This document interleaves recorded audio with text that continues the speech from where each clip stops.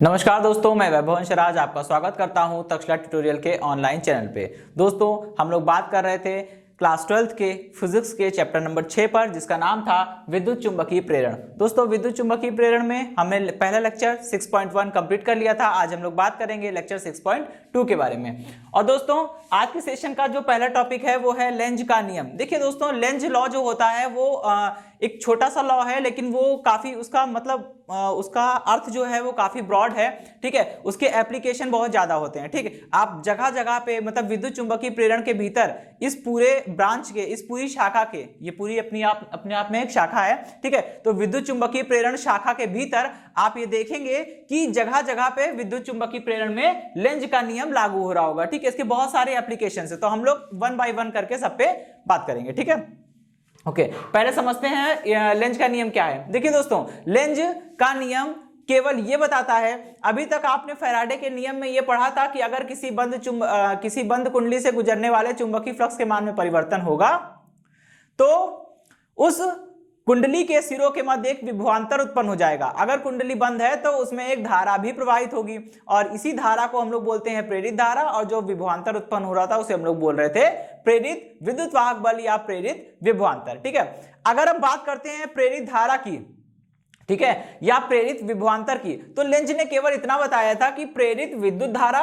या प्रेरित विद्युत वाहक बल, इनकी दिशा सदैव ऐसी होती है कि ये उस कारण का विरोध कर सकते हैं जिससे ये स्वयं उत्पन्न हुए हैं। ठीक है, अब इस चीज को समझने के लिए हमें दो डायग्राम बनाने होंगे और उसके माध्यम से हम इस डिमॉन्स्ट्रेशन को पूरा समझ पाएंगे। देखिए दोस्तों, यहाँ पे हमने दो फिगर बनाए हुए हैं। ठीक है, इसको हम फिगर 1 बोल सकते हैं, इसको फिगर 2 बोल सकते हैं। ठीक है, अब देखिए फिगर 1 में क्या होगा, जब ये चुंबक आगे की ओर बढ़ेगा, जैसे ही चुंबक आगे की ओर बढ़ेगा, अब क्या होगा, देखिए इसमें आप समझ पा रहे होंगे कि जब चुंबक दूर होगा तो इससे कम बल रेखाएं गुजरेगी। ठीक है, जैसे जैसे चुंबक इसकी ओर बढ़ेगा, इसमें बल रेखाएं ज्यादा गुजरने लगेगी। ठीक है, तो यही चीज होती है जब चुंबक, ये देखिए एरो बनाया, मतलब चुंबक आगे की ओर बढ़ रहा है। जैसे जैसे चुंबक आगे बढ़ेगा, कुंडली से गुजरने वाले चुंबकीय फ्लक्स के मान में परिवर्तन होने लगेगा, और वो फ्लक्स बढ़ने लगेगा, क्योंकि फ्लक्स होता क्या है, गुजरने वाली बल रेखाओं की संख्या। अगर चुंबक दूर है तो कुंडली से केवल कुछ ही बल रेखाएं क्रॉस हो रही होगी, लेकिन जैसे जैसे चुंबक कुंडली के पास आएगा उससे गुजरने वाली बल रेखाओं की संख्या बढ़ने लगेगी। ठीक है, और जैसे जैसे बल रेखाओं की संख्या बढ़ने लगेगी, क्या होगा, फ्लक्स बढ़ रहा है, और इस बढ़ने वाले फ्लक्स को अपोज करेगा प्रेरित धारा। ऐसा किसने कहा था, लेंज ने कहा था। तो अब इसमें कुंडली में धारा की दिशा को ऐसा बनाना है कि वो इसको, इस कारण का विरोध कर सके जिससे स्वयं उत्पन्न हुई थी। ठीक है, अब ये समझिएगा कि प्रेरित धारा क्यों उत्पन्न हुई।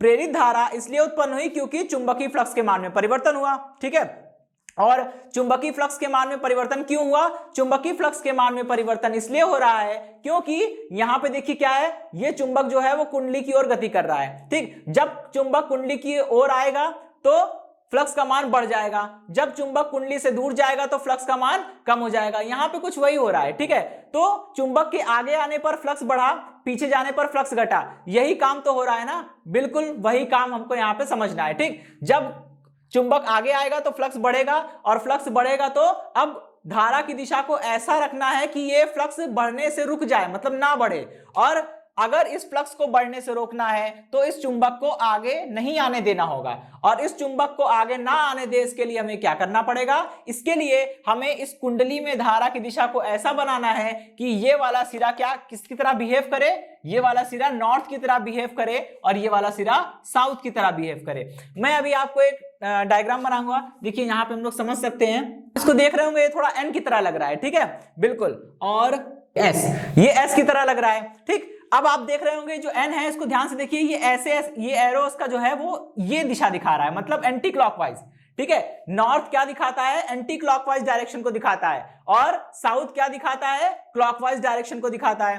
तो नॉर्थ जो है वो एंटी क्लॉकवाइज डायरेक्शन को दिखा रहा है। इसका मतलब ये हुआ कि ये जो नॉर्थ पोल है वो किसकी तरह बिहेव करना है, नॉर्थ पोल, सॉरी, इस वाले साइड को नॉर्थ पोल की तरह बिहेव करना है। इसके लिए क्या होना चाहिए, इसमें करंट की डायरेक्शन को ऐसा सेट करिए कि जब आप इस तरफ से देखेंगे, चुंबक की तरफ से देखेंगे और कुंडली में झांकेंगे, तो उसमें धारा की दिशा कैसी होनी चाहिए, एंटी क्लॉकवाइज होनी चाहिए। क्योंकि अगर धारा की दिशा एंटी क्लॉकवाइज नहीं होगी तो ये वाला सिरा नॉर्थ की तरह बिहेव नहीं करेगा, और जब ये नॉर्थ की तरह बिहेव नहीं करेगा तो इसको रिपल नहीं कर पाएगा, और अगर ये इसको रिपल नहीं कर पाया तो चुंबक आगे बढ़ जाएगा और फ्लक्स के मान में परिवर्तन होगा और फिर से वहां प्रेरित धारा उत्पन्न होगी। ठीक है, तो प्रेरित धारा की दिशा ही ऐसी रखनी है कि वो उस कारण का विरोध कर सके जिससे ये स्वयं उत्पन्न हुई थी। ठीक है, तो क्या करेंगे, इसमें धारा की दिशा को एंटी क्लॉकवाइज सेट करना है। धारा की दिशा को एंटी क्लॉकवाइज सेट करेंगे तो ऐसे ऐसे करके लास्ट में डाउनवर्ड आएगी करंट। ठीक है, ये ऐसे हम लोग उसकी डायरेक्शन को सेटअप कर सकते हैं।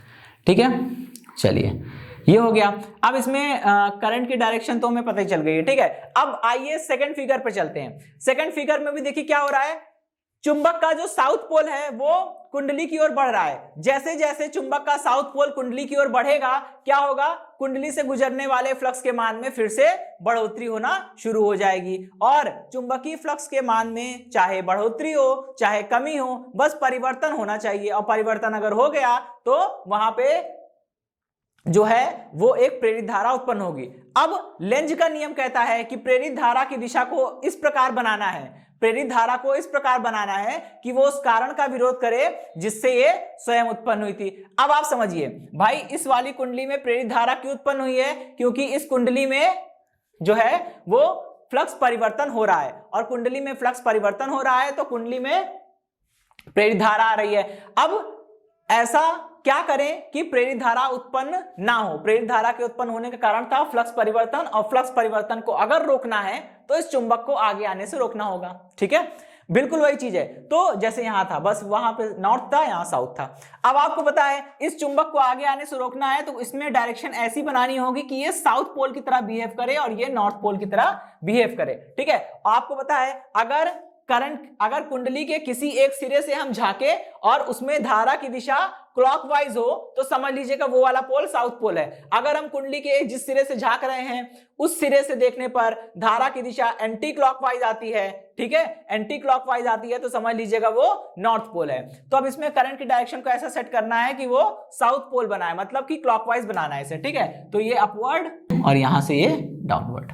ठीक, चलिए अब देखिए इसमें अगर पहले वाली केस में देखिए दोनों ही फिगर में करंट की डायरेक्शन जस्ट अपोजिट है, तो अगर पहले वाले केस में गैल्वेनोमीटर में यानी धारा मापी में या एमीटर में अगर फ्लक्चुएशन जो है वो एक साइड का आ रहा है तो दूसरे वाले फिगर में फ्लक्चुएशन जो है या डिफ्लेक्शन जो है सुई का वो दूसरे साइड में आएगा। ठीक है, तो ये दोनों फिगर के माध्यम से हम लेंज के नियम को अच्छे से समझ सकते हैं। ठीक है, लेंज का नियम बस 2 लाइन का था, लेकिन आप ये फिगर ड्रॉ कर देंगे तो उससे थोड़ा सा अच्छा इंप्रेशन पड़ता है और ये अच्छे से समझा या समझाया जा सकता है। ठीक है, ओके दोस्तों, ये टॉपिक तो समाप्त हो रहा है और ये टॉपिक इंपॉर्टेंट है। 2 नंबर का क्वेश्चन आता है, 2 नंबर में आप 2 लाइन की डेफिनेशन लिख के इतना बना देंगे, दैट्स ऑल। ठीक है, चलिए अब हम लोग बढ़ते हैं अपने अगले टॉपिक की ओर। तो देखिए हमारा जो नेक्स्ट टॉपिक है वो क्या है, एक समान चुंबकीय क्षेत्र में ऋजु रेखीय चालक की गति, मतलब प्रेरित विभवांतर को हम लोग इस डेरिवेशन में कैलकुलेट करेंगे। ठीक है, देखिए दोस्तों ये ज्यादा डेरिवेशन ये इंपॉर्टेंट तो है नहीं, तो मैं स्टार वगैरह नहीं बनाने वाला हूं उस पर, लेकिन ये इंपॉर्टेंट है न्यूमेरिकल के पर्पज से, क्योंकि अभी जब हम लोग ये चैप्टर खत्म करेंगे और इसके न्यूमेरिकल देखेंगे तो क्या होगा, इसमें हमको एक फॉर्मूला निकल के आएगा, ये वाला जो फॉर्मूला अभी निकालूंगा मैं, इसको आगे बहुत यूज है इसके। ठीक है, तो चलिए स्टार्ट करते हैं। अब इसको समझते हैं पहले। एक समान चुंबकीय क्षेत्र में कोई ऋजु रेखीय चालक होगा। ऋजु रेखीय का मतलब होता है बिल्कुल स्ट्रेट वायर। ठीक है, स्ट्रेट कंडक्टर होना चाहिए। वो स्ट्रेट कंडक्टर पूरे क्षेत्र में गति करेगा, और वो स्ट्रेट कंडक्टर जब पूरे क्षेत्र में गति करेगा तो मुझे पोटेंशियल डिफरेंस कितना प्रोड्यूस हो रहा है मुझे वो देखना है। ठीक है, तो चलिए फिर स्टार्ट करते हैं। अब देखिए इसमें हमको करना क्या है। ठीक है, अब ये एक चालक है, ठीक है, ये चालक है और ये क्षेत्र में रखा हुआ है। हमने मान लिया इसकी लंबाई कितनी है, L है, इसकी लंबाई L है। ठीक है, और विभवांतर जो होगा वो हम अभी देखेंगे। ठीक है, चलिए तो ये जो क्षण है वो क्या है, वो चुंबकीय क्षेत्र में गति कर रही है। ठीक, अच्छा v वेग से। अब ये चुंबकीय क्षेत्र में दाईं ओर गति कर रही है। दोस्तों जब पूरी क्षण v वेग से गति कर रही है तो इसका मतलब क्या होता है, इसका मतलब हुआ कि क्षण के अंदर जितने परमाणु हैं, जितने मुक्त इलेक्ट्रॉन हैं, सारे परमाणु, सारे धनावेशित परमाणु और सारे मुक्त इलेक्ट्रॉन क्या करेंगे, v वेग से गति करेंगे। जिस वेग से क्षण चल रही है उसी वेग से सारे परमाणु और मुक्त इलेक्ट्रॉन भी चलेंगे। इतनी बात समझ में आ गई? ओके, अब देखिए इसमें क्या है, जितने मुक्त इलेक्ट्रॉन है और जितने परमाणु हैं, धनावेशित परमाणु और मुक्त इलेक्ट्रॉन, हम दोनों की बात करेंगे।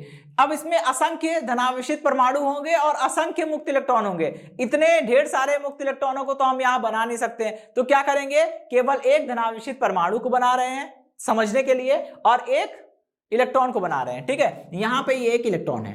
ठीक, अच्छा अब देखिए, अभी तक जब क्षण रुकी है तब तक तो कोई दिक्कत नहीं है, लेकिन जैसे क्षण चलना प्रारंभ करेगी तो क्षण चल रही है दाईं ओर, वो भी v वेग से, तो इसके भीतर जो धनावेशित परमाणु है, मुक्त इलेक्ट्रॉन है, ये भी चलेगा v वेग से। और आपको पता है दोस्तों, अगर किसी चुंबकीय क्षेत्र B में कोई आवेश Q v वेग से चलता है तो उस पर लगने वाला लॉरेंज बल कितना होता है, F is equal to Q V B sine theta. इतनी बात समझ में आ गई? ओके, अब इस चीज को समझेंगे। ठीक, तो यहां भी कुछ ऐसा ही होने वाला है। ये आवेश है, ठीक है, आवेश है क्यों, v वेग से चल रहे हैं, b चुंबकीय क्षेत्र में चल रहे हैं, और यहां पे थीटा क्या होता है, वेग और चुंबकीय क्षेत्र के बीच का कोण। वेग इस दिशा में है, चुंबकीय क्षेत्र अंदर है, कोण कितना बन रहा है 90, तो यहां पे हम थीटा इज इक्वल टू 90 रख सकते हैं। खैर वो बात की बात है।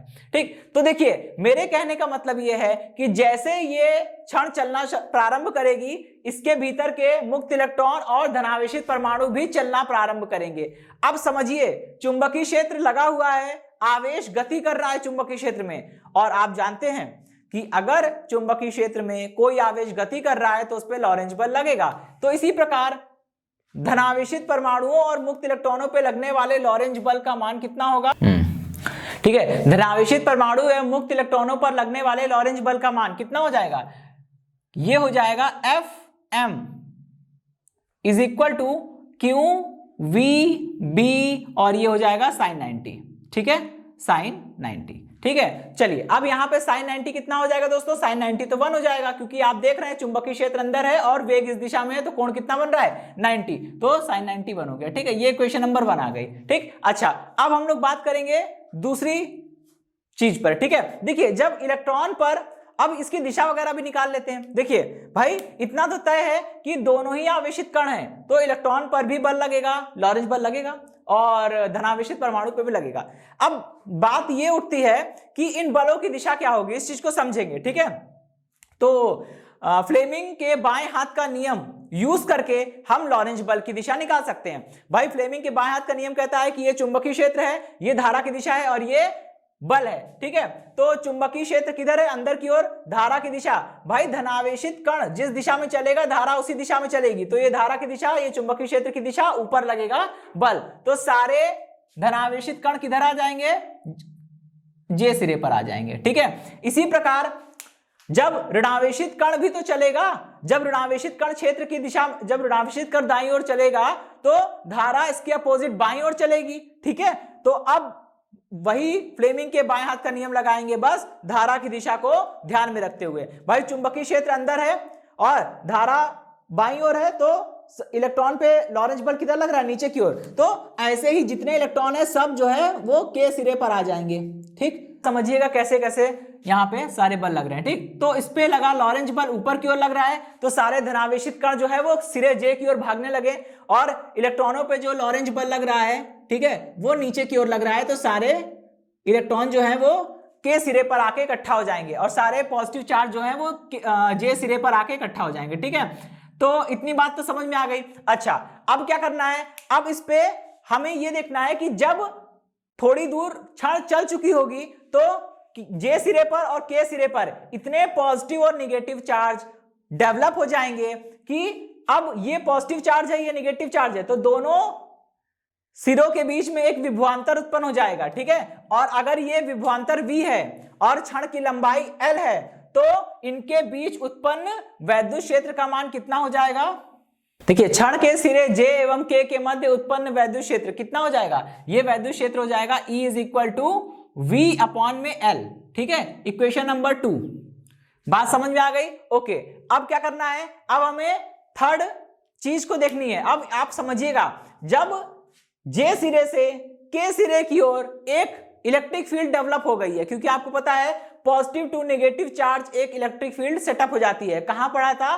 पहले चैप्टर में पढ़ा था। ठीक है, तो अब पहले तो जब ये विरामावस्था से चलना शुरू किया था तब तो कोई भी वैद्युत क्षेत्र नहीं था, लेकिन अब जे सिरे से के सिरे की ओर एक वैद्युत क्षेत्र लग चुका है, और जब वैद्युत क्षेत्र लगा हुआ है तो ये इलेक्ट्रॉन और ये धनावेशित परमाणु दोनों वैद्युत क्षेत्र में भी गति कर रहे हैं। और हालांकि वैद्युत क्षेत्र में आप गति करें या ना करें, वैद्युत क्षेत्र तो आवेश पर बल लगाएगा ही लगाएगा। इसका मतलब धनावेशित कण पर भी बल लगेगा और इलेक्ट्रॉन पर भी बल लगेगा, ठीक है। धनावेशित कण पर बल लगेगा और इलेक्ट्रॉन पे बल लगेगा। और आपको पता है दोस्तों, वैद्युत क्षेत्र की दिशा ऊपर से नीचे की ओर होगी, तो और धनावेशित कण पर बल लगता है हमेशा क्षेत्र की दिशा में। वैद्युत क्षेत्र ऊपर से नीचे है तो धनावेशित कण पे भी बल ऊपर से नीचे की ओर लगेगा। इसे हमने बोल दिया Fe। F मतलब फोर्स, E मतलब इलेक्ट्रिक फोर्स, ठीक है। इसी प्रकार यहां देखिए, वैद्युत क्षेत्र के विपरीत दिशा में बल लगता है निगेटिव चार्ज पे, तो निगेटिव चार्ज पे जो बल लगेगा वो क्षेत्र के अपोजिट लगेगा, तो ये ऊपर की ओर। ओके, तो इतनी बात समझ में आ गई। अब देखिए, जब वैद्युत क्षेत्र, और एक और चीज समझिएगा, जैसे जैसे ये क्षण आगे बढ़ती जाएगी वैसे वैसे जे सिरे पर और के सिरे पर इकट्ठा होने वाले आवेशों की संख्या बढ़ने लगेगी, और जैसे जैसे जे और के सिरे पर इकट्ठा होने वाले आवेशों की संख्या बढ़ने लगेगी, इनके बीच में विभवांतर बढ़ने लगेगा, और जैसे जैसे विभवांतर बढ़ेगा ई का मान बढ़ेगा, ठीक है। और जहां ई का मान बढ़ा वहां पे लगने वाला वैद्युत बल भी बढ़ जाएगा, ठीक है। अब देखिए, अब इलेक्ट्रॉन और धनावेशित परमाणु पर लगने वाला लॉरेंज बल, ठीक है, धनावेशित परमाणु और मुक्त इलेक्ट्रॉनों पर लगने वाला वैद्युत बल कितना हो जाएगा? ये वैद्युत बल हो जाएगा Fe is equal to small E Q into capital E, ठीक। ये हो गया इक्वेशन नंबर 3। अब इस चीज को समझिएगा भाई, इक्वेशन 1, इक्वेशन 2 और इक्वेशन 3 है, ठीक है। इसका अभी हमको इक्वेशन 2 का यूज पड़ेगा, इसलिए हमने पहले ही लिख लिया था, ठीक है। अब देखिए, जब जे सिरे पर और के सिरे पर इतने आवेश इकट्ठा हो जाएंगे, पर्याप्त मात्रा में आवेश इकट्ठा हो जाएंगे कि इन दोनों के बीच में, जे और के सिरे के बीच में इतना वैद्युत क्षेत्र उत्पन्न हो जाएगा कि ये वैद्युत क्षेत्र धनावेशित परमाणु और इलेक्ट्रॉनों पर इतना बल लगाने लगेगा कि ये बल, मतलब कि धनावेशित परमाणु पर लगने वाला वैद्युत बल उस पर लगने वाले चुंबकीय बल को संतुलित कर ले, और इलेक्ट्रॉन पे लगने वाला चुंबकीय बल वैद्युत बल से निरस्त हो जाए। तब क्या होगा? तब ना तो धनावेशित परमाणु पे कोई बल ऊपर की ओर लगेगा और ना ही ऋणावेशित परमाणु पे कोई बल नीचे की ओर लगेगा। तो अब धनावेशित परमाणु और मुक्त इलेक्ट्रॉन दोनों क्या होंगे? अब दोनों स्थिर हो जाएंगे, और इस प्रक्रिया में अब यहां पे जे सिरे और के सिरे पर कोई भी आवेश इकट्ठा नहीं होगा। इस अवस्था को हम लोग संतुलन की अवस्था बोलते हैं, और संतुलन की अवस्था में हर एक कण पर, चाहे वो धनावेशित परमाणु हो चाहे इलेक्ट्रॉन हो, हर एक कण पर लगने वाला लॉरेंज बल, चुंबकीय लॉरेंज बल और वैद्युत बल दोनों आपस में बराबर हो जाते हैं, ठीक है। तो अब हम लोग बात करेंगे संतुलन की अवस्था के लिए। ओके दोस्तों, देखिए संतुलन की अवस्था में क्या होगा, इक्वेशन नंबर 1 और इक्वेशन नंबर 2 दोनों को बराबर करना होगा, क्योंकि जब तक धनावेशित परमाणु और मुक्त इलेक्ट्रॉन पे लगने वाला लॉरेंज बल वैद्युत बल से कैंसिल नहीं हो जाता, तब तक वो मतलब एक दूसरे को कैंसिल नहीं कर पाएंगे, तब तक वो बैलेंस नहीं करेंगे और वो संतुलन की अवस्था हमको मिल नहीं पाएगी, ठीक। चलिए, तो कितना हो गया? Fm इज इक्वल टू, मैंने लिखा है Fe, ठीक है, Fe। अब क्या करेंगे, यहां पे इसकी वैल्यू रख दीजिए, ठीक। ये हो गया Q into V into B is equal to, यहां पे हो गया Q इंटू E, ठीक। अब आप यहां पे इसको कैलकुलेट करिए, Q से Q कैंसिल हो जाएगा, कितना बचेगा? E is equal to V into B, यहां पे E की जगह क्या रखेंगे हम? V अपॉन L, तो V upon L is equal to small v into B, और यहां पे हम लिखेंगे V is equal to VBL, ठीक।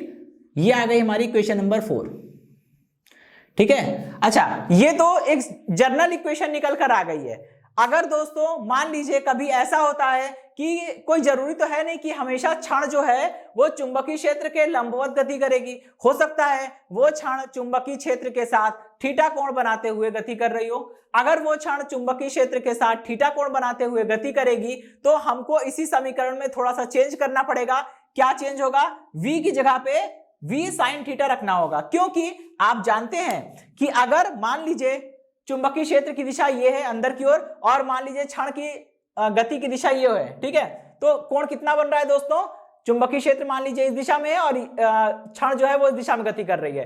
तो अब क्या होगा, इसके वेग को हम दो भागों में वियोजित करेंगे, एक चुंबकीय क्षेत्र की दिशा में और एक क्षेत्र के लंबवत दिशा में, ठीक है। तो यहां पे क्या होगा, यहां पे कुछ ऐसा ही होने वाला है, ठीक। तो हमें क्षण का वो वेग लेना है जो क्षेत्र के लंबवत है, और क्षेत्र के लंबवत कौन सा घटक मिलेगा, v sin थीटा। तो यहां पे v की जगह v sin थीटा पुट करना पड़ेगा, और ये कितना आ जाएगा, v is equal to v b l sin theta. ठीक है, चलिए तो ये बात हो गई। ठीक है, ओके दोस्तों, इसी के साथ ये टॉपिक समाप्त होता है। और आज के सेशन से जुड़े नोट्स प्राप्त करने के लिए डिस्क्रिप्शन में दिए गए लिंक पर जाके क्लिक कीजिए। ओके दोस्तों, आज के सेशन में इतना ही, मिलता हूं नेक्स्ट सेशन में, धन्यवाद।